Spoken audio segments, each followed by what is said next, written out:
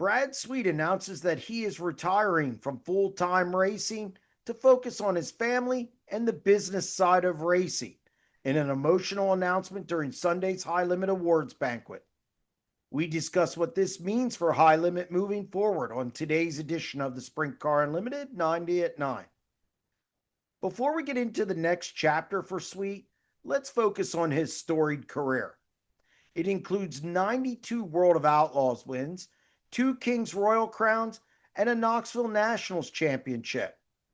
He's also racked up 5 straight World of Outlaws title, the third most ever with the series, and added a high limit championship.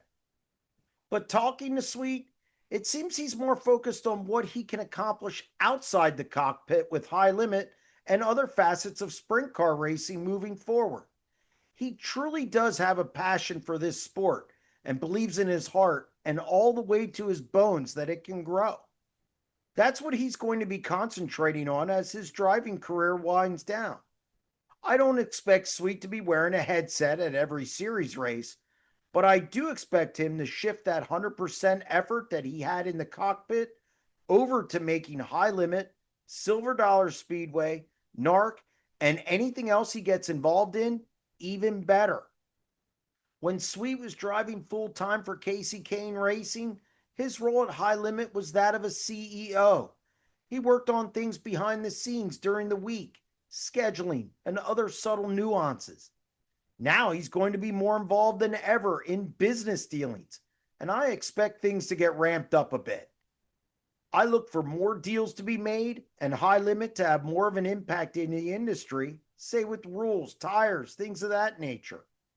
See, Sweet is very good at listening to his teams and finding out what they want and putting it in a plan that works for everybody involved. Don't believe me? Ask his teams. Remember, he has the street cred of being in that driver fraternity. Plus, he's been on the promoting side. Sweet always drew criticism for competing in his own series. Now that's not an issue.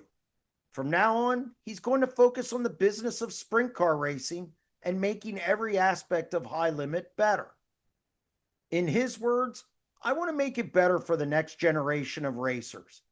Sweet has a vision, and now that he's not in the car full time, it's going to be easier for him to implement it. If you'd like to read more about Sweet's retirement, we have 2 stories on SprintCarUnlimited.com. That's going to wrap up this edition of the Sprint Car Unlimited 90 at 9, and we'll be back tomorrow. Stay tuned.